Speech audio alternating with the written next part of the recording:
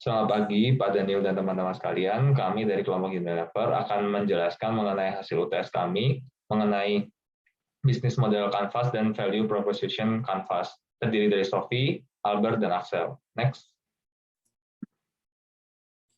Pertama-tama saya akan menjelaskan tentang sejarah dari PT Unilever Indonesia Tbk yang telah beroperasi sejak tahun 1933 dan telah menjadi perusahaan fast moving consumer goods terdepan di pasar Indonesia. Unilever Indonesia memiliki lebih dari 40 brand yang terbagi dalam dua segmen usaha, yaitu yang pertama home and personal care, dan yang kedua adalah nutrition and ice cream. Unilever Indonesia telah go public pada tahun 1982 dan saham-sahamnya tercatat dan diperdagangkan di Bursa Efek Indonesia. Unilever Indonesia memiliki 9 pabrik yang berada di Cikarang dan Rungkut. Kesembilan pabrik tersebut telah mendapatkan sertifikasi halal dari MUI. Kemudian saya akan menjelaskan tentang latar belakang dari usaha Unilever ini, yaitu bumi dan sumber daya alam yang di dalamnya merupakan tempat tinggal serta sumber bagi kehidupan kita bersama. Bahkan kehidupan kita sangat bergantung oleh kekayaan alam tersebut. Udara, air, tanah, dan segala sesuatu yang terkandung di dalamnya telah memberi kehidupan bagi seluruh makhluk hidup. Aktivitas manusia dalam memenuhi kebutuhannya dapat mengaruhi keseimbangan alam yang berdampak pada kelestarian bumi ini sebagai sumber kehidupan. Unilever berkaitan melalui operasionalnya di pabrik, mata rantai pasokan, distribusi, dan produk-produknya dapat berkontribusi secara nyata untuk menciptakan ekosistem yang ramah lingkungan. Mengenai berbagai inisiatif yang telah diambil, kami berkomitmen untuk mengurangi jejak karbon di seluruh rantai bisnis kami dan mengurangi sampah plastik setiap produk kami. Bahkan kami mendorong pengelolaan dan pemanfaatan sampah baik di operasional kami maupun di tengah masyarakat. Selanjutnya kita akan membahas mengenai bisnis model Canvas. Next. Terdapat segmen pasar, di mana memiliki 3 segmen pasar mengenai kecantikan, perawatan pribadi, makanan dan minuman, perawatan rumah tangga seperti Lifebuoy, Sunlight, Pepsodent, Bangal, dan Walls. Next. Segmentasinya terdiri dari demografis. Yang pertama yaitu rentang usia. Untuk Lifebuoy sendiri 12-50 tahun, Sunlight 20-60, Pepsodent 12-60, Bangal 12-60, Walls 5-70 tahun. Gendernya untuk wanita dan pria, rentang penghasilan antara 3 juta sampai 3.500.000 per bulan. Status sosialnya baik kelompok menengah atas maupun menengah bawah. Family-nya baik sudah menikah maupun belum menikah. Life stage-nya adalah usia mandiri yang sudah tinggal sendiri dan terpisah dari orang tua atau berkeluarga. Selanjutnya occupation-nya adalah pelajar, pekerja, dan ibu rumah tangga. Next. Untuk psikografisnya, terdiri dari lifestyle, pelanggan yang peduli akan kesehatan dan kebersihan, attitude, di mana kebiasaan masyarakat Indonesia untuk mencuci tangan terlebih dahulu sebelum mengambil makanan. Selanjutnya, AIO atau activities, interest, dan opinion, di mana masyarakat mencuci pakaian menggunakan sabun cuci baju, di mana masyarakat berpendapat dan memiliki ketertarikan untuk membeli produk yang lebih pewangi, yang lebih ramah di kantong, dan juga memiliki wangi yang tahan lama dan bau bervariasi, serta memiliki ciri khas merek tersebut. Concern-nya adalah memiliki kekhawatiran terhadap produk yang terkadang bisa saja tidak cocok, mengakibatkan iritasi dan berbagai macam alergi.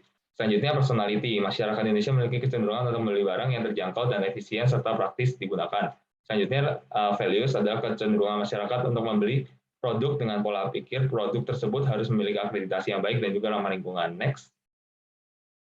Untuk geografis dilihat dari aspek fisik adalah lokasi. Lokasinya adalah Indonesia dari Sabang sampai Merauke, dan juga cuacanya adalah cuaca tropis. Daerahnya dataran tinggi dan dataran rendah. Next. Untuk aspek sosial budaya, pertama, pembelian produk diawali dari orang terdekat seperti kerabat, saudara-saudari, serta rekan-rekan baik di tempat kerja maupun lingkungan pendidikan. Sebagai contoh, ketika membeli makanan ringan produk Unilever yang terdapat mempererat lingkungan pertemanan, dikarenakan rasa solidaritas yang dimiliki karena makanan ringan tersebut dapat disantap dan dinikmati bersama-sama. Yang kedua adalah kecenderungan masyarakat mencoba produk baru perusahaan Unilever yang menggunakan model periklanan budaya Indonesia. Daya tarik masyarakat terhadap produk tersebut akan meningkat, seperti iklan Pepsodent yang ketika menjelang hari raya, Lebaran, dan saat bulan puasa memberikan periklanan mengenai pembagian makanan kepada kaum yang membutuhkan atau orang-orang yang membutuhkan. Next. Untuk channelnya dibagi menjadi direct dan indirect. Untuk channel direct sendiri, tenaga penjual, website, penjualan Unilever, toko kelontong. Sedangkan indirect adalah toko mitra grosir, toko e-commerce lewat berbagai platform seperti Shopee, Tokopedia, Lazada. Key resource-nya adalah physical asetnya seperti fasilitas pabrik dan gedung perusahaan serta lainnya. Intelektual merek seperti merek Unilever, hak paten dan hak cipta, database dan lain-lain. Untuk human-nya adalah tenaga kerja yang bekerja dalam perusahaan Unilever, finansialnya seperti sumber daya keuangan seperti cash flow, perusahaan, bentuk uang tunai maupun kredit ataupun obligasi serta saham Unilever. Next. Nah, sekarang kan saya akan menjelaskan tentang key activities yang dimiliki Unilever. Yang pertama adalah production, yaitu aktivitas Unilever untuk merancang produk yang dibutuhkan dalam masyarakat dalam kehidupan sehari-harinya. Yang kedua ada problem solving, yaitu Unilever sendiri memiliki call center dan juga customer service yang dapat membantu masyarakat jika mengalami keluhan dan pertanyaan tentang produk Unilever. Yang ketiga platform network. Jadi tempat atau wadah bertemunya 2 atau lebih segmen pasar untuk kami melintasi atau transaksi untuk membangun network. Yang kemudian adalah key partner. Key partner adalah pihak-pihak yang bisa diajak bekerja sama dengan tujuan. Yang pertama adalah optimization dan ekonomi. Yang kedua adalah reduction of risk and uncertainty. Yang ketiga adalah acquisition and of particular resources and activities. Kemudian saya akan memberi Anda cost structure dari Unilever sendiri, bisa Anda lihat di PPT ini. Kemudian stream revenue-nya pada tahun 2017 tuh mendapatkan 60,32 miliar. Kemudian pada 2019 itu turun menjadi 58,22 miliar. Kemudian diprediksi pada tahun 2021 akan meningkat menjadi 61,39 miliar. Dan sesuai itu datanya belum diupdate kembali. Kemudian customer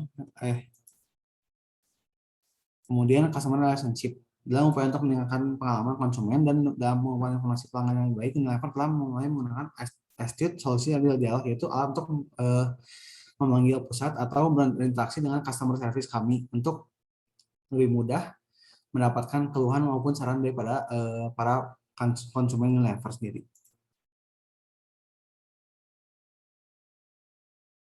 Baik, kita akan bahas value proposition canvas. Next.